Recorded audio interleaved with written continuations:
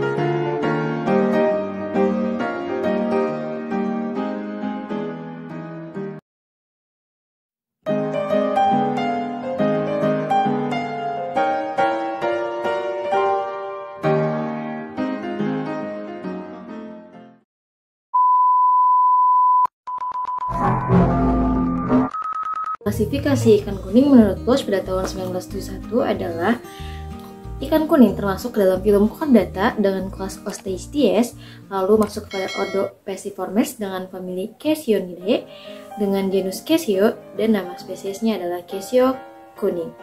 Untuk ikan ekor kuning yang kami identifikasi memiliki nama spesies Casio kuning dengan nama lokal ikan ekor kuning. Memiliki bentuk tubuh yang kompresed dengan bentuk mulut biasa dan terletak terminal, lalu memiliki sisik berbentuk stenoid dan sirip kaudalnya homosersal. Memiliki bercak berwarna kuning atau warna kuning di bagian sirip ekor atau sirip kaudal dan bagian dorsalnya. Lalu untuk rasiogonat yang kami identifikasi adalah berjenis betina. Ciri morfometrik dari ikan ekor kuning yang kami identifikasi sebagai berikut.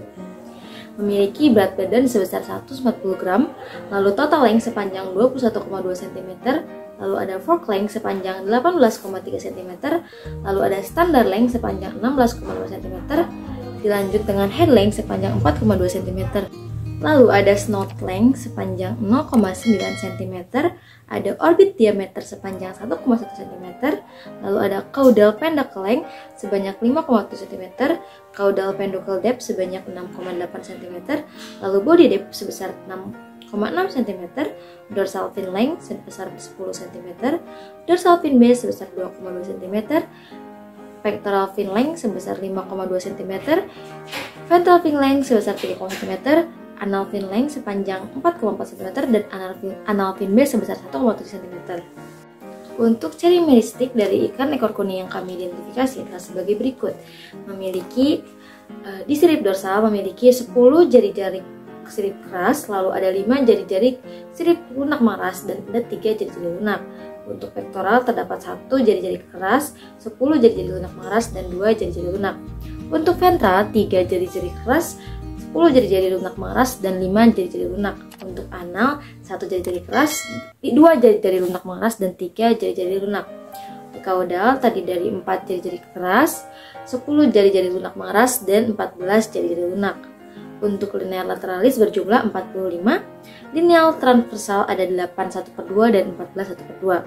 Untuk anal origin ada 8 1/2, dorsal origin 7 1/2, dan ventral origin sebanyak 4 1/2. Sistem integumen dari ikan ekor kuning terdiri dari 4, yaitu sisik, kulit, lalu ada lendir, dan pigmen. Sistem otot ikan ekor kuning terdiri dari berbagai otot-otot yang memungkinkan ikan ekor kuning untuk bergerak dan tersebar di seluruh permukaan tubuhnya. Sistem rangka pada ikan ekor kuning terdiri dari rangka atau tulang vertebre atau tulang belakang, dan ada tulang rusuk. Selain itu, ada tulang-tulang pada sirip seperti sirip dorsal, sirip caudal, pektoral, dan ventral, serta sirip anal. Selain itu, terdapat juga rangka pada tengkorak ikan. Sistem urogenital pada ikan ekor kuning terdiri dari 2 sistem. Yang pertama ada sistem ekskresi, dan yang kedua ada sistem reproduksi. Sistem ekskresi ini terdiri dari organ ginjal dan saluran-saluran ekskresi. Dan untuk sistem reproduksi terdiri dari gonad, yang akan membentuk testis pada jantan dan ovarium pada betina. Untuk sistem saraf ikan pada ikan ekor kuning terdiri dari 2 bagian, yaitu saraf pusat dan saraf tepi. Terus ada juga sistem pernapasan pada ikan ekor kuning ini. Nah, pernapasan ikan ekor kuning sama halnya seperti ikan yang lainnya juga. Memiliki sistem pernapasan menggunakan ingsan untuk mengambil oksigen air. Ingsan terletak di sisi kepala ikan dan terdiri dari serangkaian rahang yang disebut dengan filamen ingsan.